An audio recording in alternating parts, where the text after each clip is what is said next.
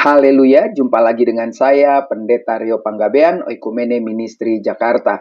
Apa kabar saudara? Saya berharap saudara selalu berada dalam keadaan baik, sehat, penuh semangat, dan never give up. Jangan pernah menyerah. Kebenaran firman Tuhan hari ini terambil dari kitab 2 Timotius pasal yang kedua ayat 11 sampai 13.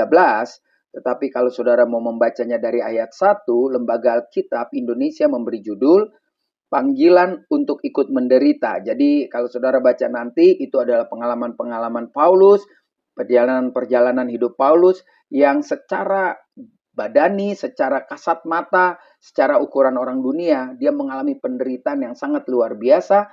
Tetapi sebagai orang yang menerima panggilan Kristus, itu adalah bagian kesukacitaan karena melayani bahkan mati bagi Kristus.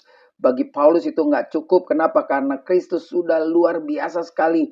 Mau mati lebih dahulu menyelamatkan manusia. Dan Paulus ada di dalamnya. Juga saya dan juga saudara. Mari kita baca. Di dalam 2 Timotius pasal yang kedua. Kita lihat dari ayat yang ke-11, 12, dan 13. Akhir dari perikop ini. Benarlah perkataan ini.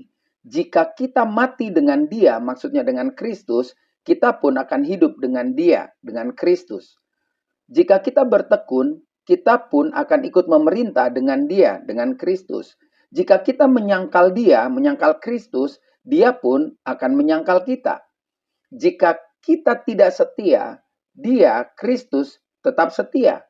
Karena dia, Kristus, tidak dapat menyangkal dirinya. Luar biasa sekali, saudara. Ada ayat yang menarik. Kalau kita menyangkal dia, dia menyangkal kita. Tapi kalau kita tidak setia, dia tetap setia karena dia tidak bisa menyangkal dirinya. Jadi ternyata orang yang tidak setia belum tentu menyangkal Kristus. Kan banyak Kristen-Kristen KTP, dia tidak menyangkal Kristus di tengah kekacauan hidupnya. Disinilah perbedaan orang yang menyangkal dan orang yang tidak setia. Jadi saya berharap saudara dan saya tidak menyangkal Kristus.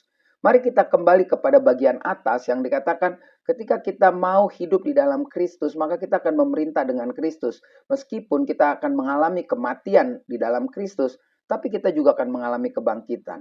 Mungkin kematian di sini bukan berarti saudara dan saya pergi ke pemakaman lalu saudara dibenamkan, saya dibenamkan, dikubur di sana. Bukan.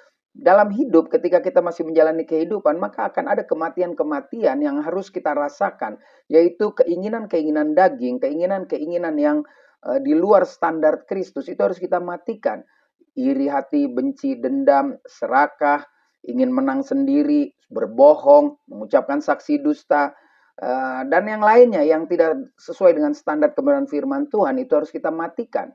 Maka kita akan mengalami kehidupan, yaitu hidup seperti Kristus, hidup yang dikendalikan oleh firman Tuhan, hidup yang dikendalikan oleh Roh Kudus. Maka dalam hidup kita tidak ada dusta, tidak ada kebohongan, tidak ada iri hati, cemburu, ingin memiliki kepunyaan orang lain, dan lain sebagainya.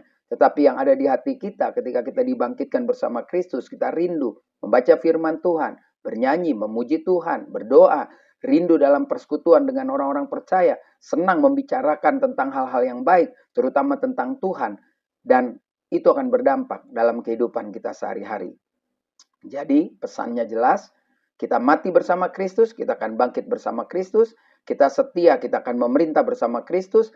Jangan menyangkal supaya kita tidak disangkal, tetapi mulailah hari ini kita setia. Karena ketika kita tidak setia, dia tetap setia menanti saudara dan saya. Mengapa kita harus mengulur-ulur waktu? Oleh karena itu, mulai hari ini ambil keputusan, setialah kepada Kristus sampai akhir hidup kita. Tetap semangat, saya Pendeta Rio Panggabean, Oikumene Ministry Jakarta. Sampai jumpa pada perenungan berikutnya. Tuhan Yesus memberkati.